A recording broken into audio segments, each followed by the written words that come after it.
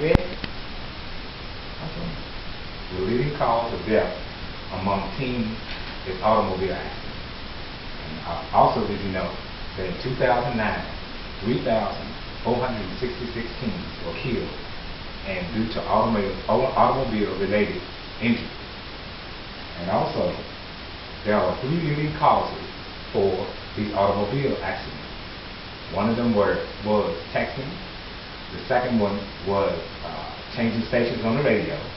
And the third one was alcohol or alcohol impairment. And first of all, we're going to talk about the first one. Let's talk about texting.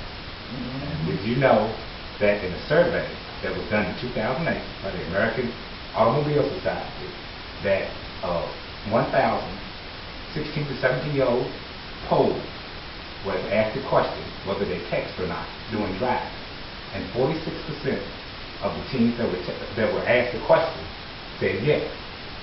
And also, did you also know that 16% of all accidents was due to texting and golfing, which means they call it a rubberneck syndrome. You know? People try to stop and see what's happening when it comes to an accident and see who was involved and did they know anyone that was a part of the accident. Well, if you think that's not so serious and that's no problem at all, let me just share a little story with you. There was a teenage girl. She was on her way to high school. She was on her way to a school in the morning. Well, her cell phone rang. When her cell phone rang or she got a text, she looked down, took her eyes off the road for maybe a second or so to see who texted her, where the phone call was from. She hit a bump in the road, so she thought, and she continued on her way to school. Well, little did she know, after she got to school, and that particular morning, she heard stories of a child being hit on the side of the road in the morning time. Well, come to find out, the car that hit the child was the car that she was driving. So it comes to find out that pothole that she thought she hit, or that little bump in the road, happened to be a little toddler that had wandered out to the edge of the road. And by being distracted by her cell phone and trying to answer a text or a telephone call, she accidentally hit and killed the toddler. So now this toddler is dead, and this young woman will never be the same. Now let's talk about the second part I was talking about, changing the radio station. Also a big distraction when you're driving. Did you know that 7% of all accidents that were caused, the cause is because of teens changing the radio station. And also, did you know, while we're on the subject of changing radio stations, that talking on the cell phone increases your possibility of having an accident 3 times. Well, even though you might be driving along without all of these distractions and all these different things going along, it's still very hard for a teenager to concentrate on the road and concentrate on what they're doing. Well, did you also know that in the age group of 16 to 19-year-olds, for every 1 mile, they are 4 times more likely to have an accident than someone that is driving a car that is 20 years old. That means for every mile of road that you cover as a 16 and 19-year-old, you are 4 times more likely to have an accident, even when you are concentrating, than someone that is at least 20 years old.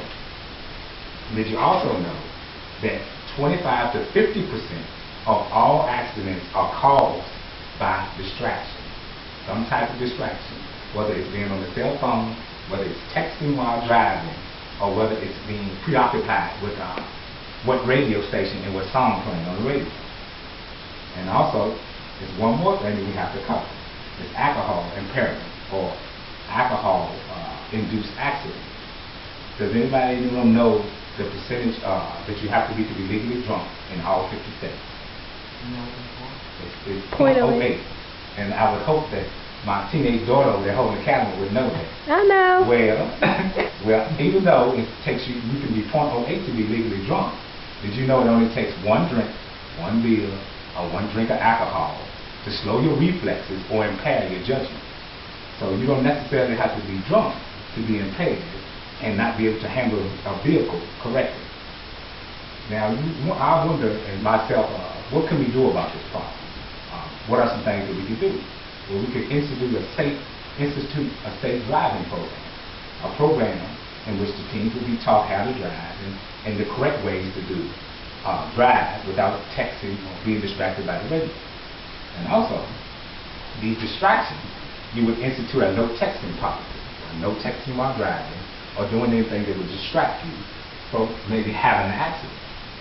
Now, all these things that I'm telling you about is the ultimate goal of what I call is not getting a knock at the door at the 11th or 12 o'clock hour, where your parents open the door and the stranger is talking to them in a blue uniform and telling them, I regret to tell you that your daughter so-and-so has been involved in an accident and they got killed tonight because they were trying to look at a text message that they received.